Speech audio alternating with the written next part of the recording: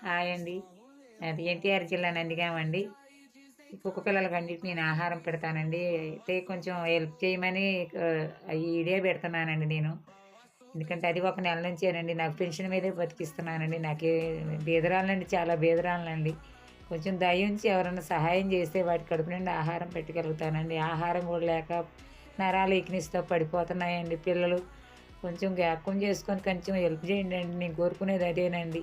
ఎందుకంటే నేను బీదరాలినండి చాలా. వాళ్ళకి ఉండటానికి కూడా గూడు లేదండి. చెట్టు కింద ఉంచుతున్నానండి అలాగే. ఎందుకంటే వాటికి కూడా కొంచెం ఆహారానికి చాలా కష్టంగా ఉందండి. కొంచెం ఎవరైనా సహాయం చేస్తే వాటి కడుపు నిండా ఆహారం పెట్టగలుగుతానండి.